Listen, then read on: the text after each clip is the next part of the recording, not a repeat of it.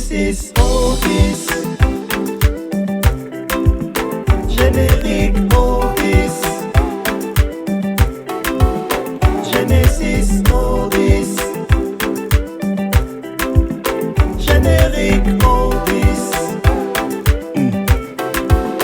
Vanessa Ngama, Genesis, Genesis Otis,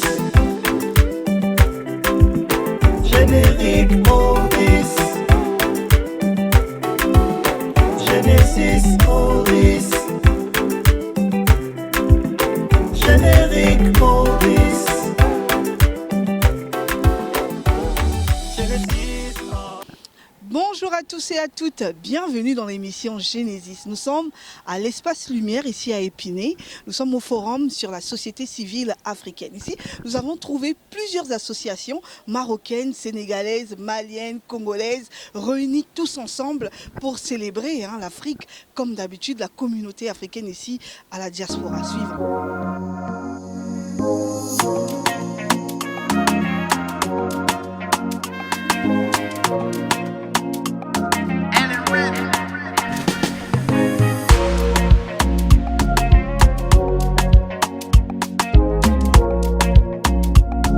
La 5e édition de ce forum ici à Épinay-sur-Seine.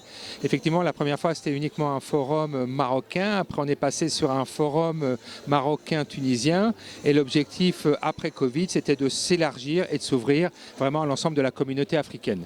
Donc c'est un succès, un franc succès. Et moi, je suis très heureux de cet élargissement. Déjà, sur l'élargissement, comme certains l'ont déjà évoqué certainement, le premier forum était autour du Maroc, ensuite ils ont ouvert au Maghreb et là jusqu'à l'Afrique subsaharienne. Donc on voit bien qu'aujourd'hui on est plus ou moins pas mal de ressortissants des pays d'Afrique subsaharienne à être présents. Donc on est sur un élargissement, en tout cas par rapport à la thématique de ce forum, du 5e forum. Alors, nos attentes aujourd'hui, c'est de continuer de fédérer. Nous allons présenter tout à l'heure une plateforme pour permettre aux gens en fait, de pouvoir échanger en fait, des relations d'affaires, puisque ça va être l'opportunité pour certains de présenter des projets, présenter leurs services, et comme ça en fait, de mettre en relation l'offre et la demande de services sur le continent africain. C'est la plateforme Doing Business Africa, c'est celle qu'on va présenter tout à l'heure. L'organisation de ce forum qui a un caractère africain plus élargi et représente toute la communauté africaine, la diaspora africaine présente ici dans la région de l'Île-de-France. Ça ne peut que me faire plaisir. Ça me réjouit de voir la communauté marocaine qui a entériné cette vision de Sa Majesté pour élargir ses activités, pour faire participer la diaspora africaine. Ça ne peut qu'être bénéfique pour notre image africaine, pour la communauté, pour une meilleure compréhension entre nous et vis-à-vis de pays d'accueil.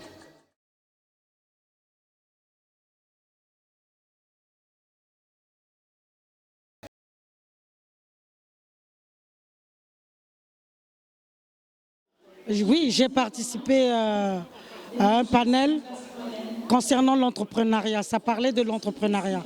Et comme moi, je suis dans le domaine de l'économie sociale et solidaire, donc j'ai pu débattre là-dessus, apporter un peu ma contribution concernant ce domaine que je juge bon pour l'Afrique parce que c'est un modèle économique qui s'adapte à nos manières de vivre, qui s'adapte à notre façon d'entreprendre. Parce que dans l'économie sociale et solidaire, il y a 3 volets. Il y a l'économie, il y a le social et il y a la solidarité.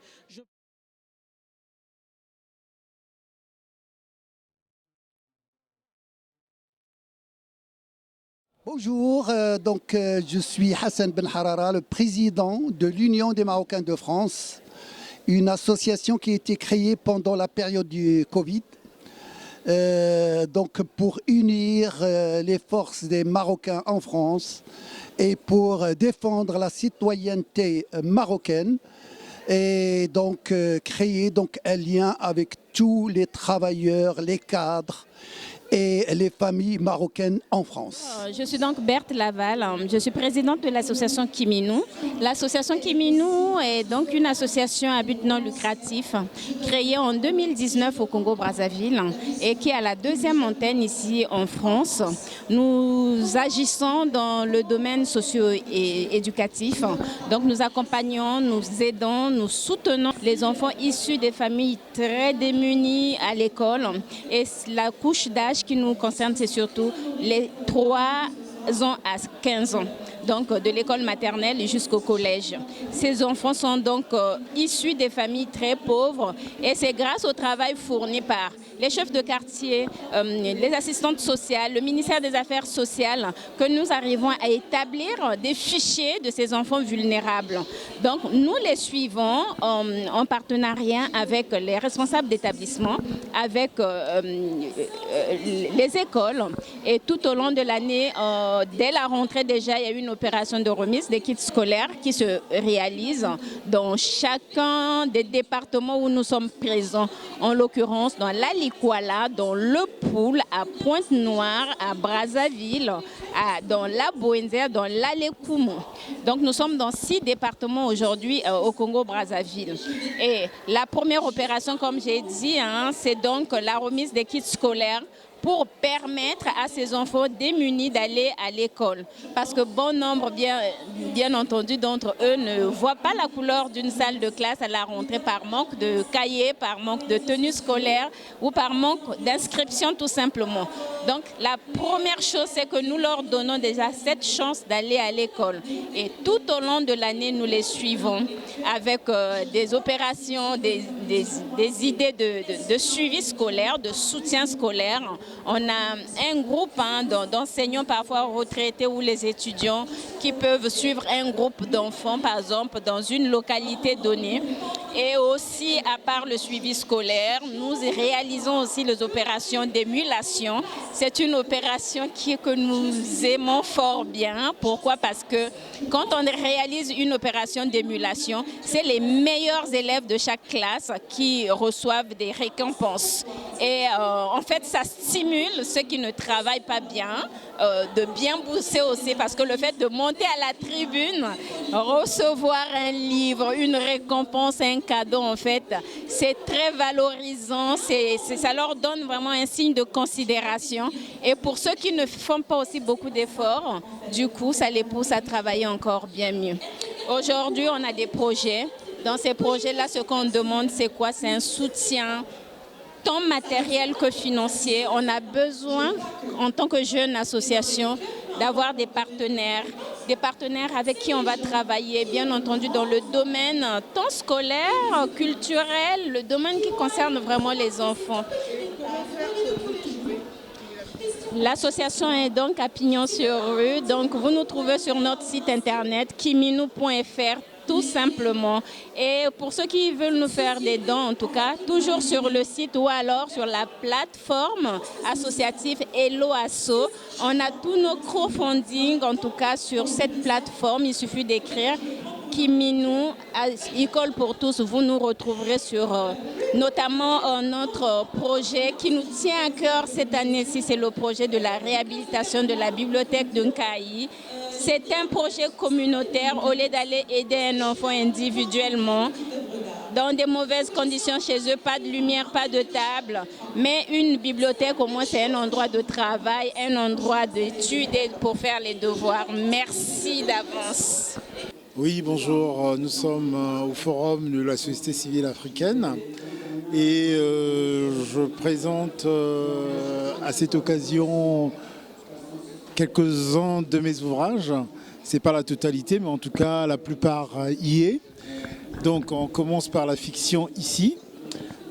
Ici, on m'appelait Ascension Ferrier, c'est mon tout premier roman. Voilà. Ensuite, on passe à la brève histoire de ma mère, c'est le second. Donc, en termes de romans, ce sont les 2 romans. Celui-ci, À type pour mon mari et autres nouvelles, c'est un recueil de nouvelles, de 11 nouvelles. Et donc là, par ici, donc, ce sont les œuvres de fiction. Et à partir d'ici, ce sont les essais.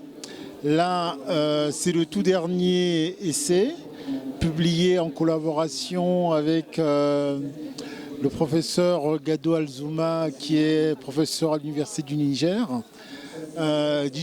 plutôt.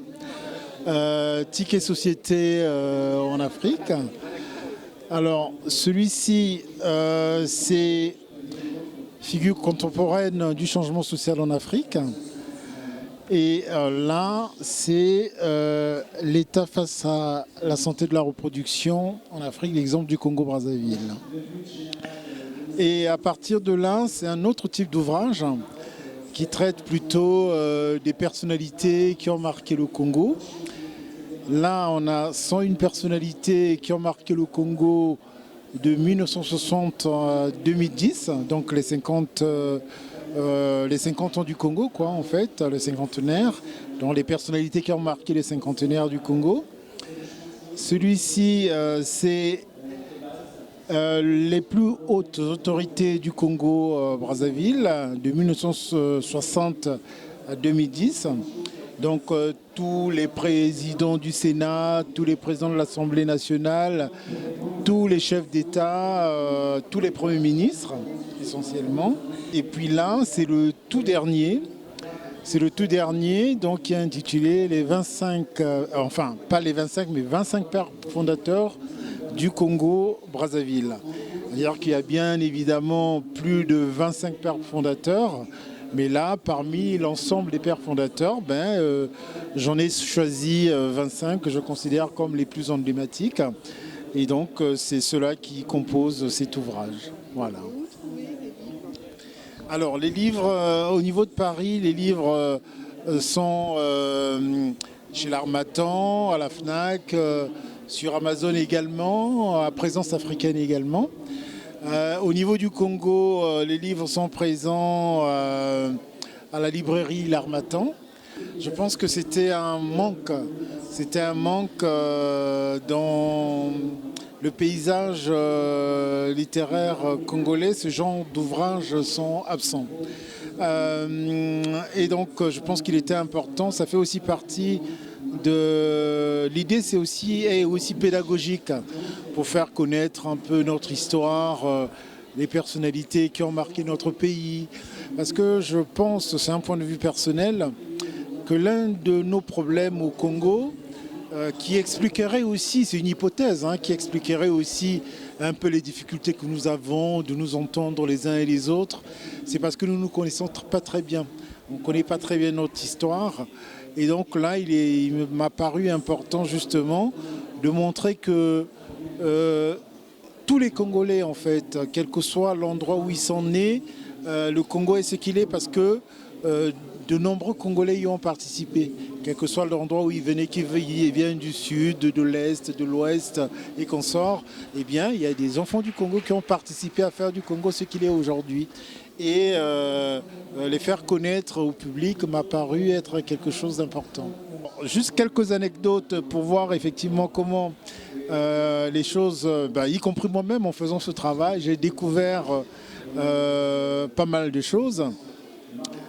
Beaucoup de gens par exemple ne savent pas que Félix Tikaya, donc Jean-Félix Tikaya, qui est le premier, qui est considéré comme le premier homme politique congolais parce que c'était le premier député. En ce moment-là, dans les années 45, en 1945 très exactement, le Congo et le Gabon donc, ont un seul député à l'Assemblée nationale, la française. Et donc ce député-là, qui sera élu, c'est Jean-Félix Tikaya.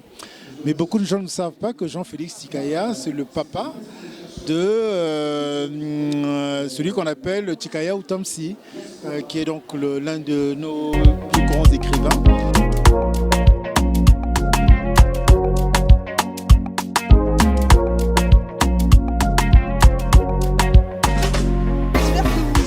Aimé, nous arrivons à la fin de cette émission. Merci d'avoir suivi l'émission Genesis. Je vous dis à très bientôt. Surtout, n'oubliez pas, cultivez votre bonheur. Ciao. Bye bye.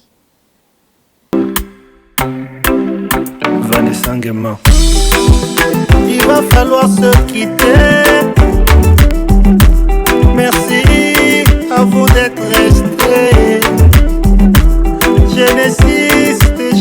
déterminé. Surtout ne pas oublier. Cultivez votre bonheur. On se retrouve dans la bonne humeur. Dans la bonne humeur.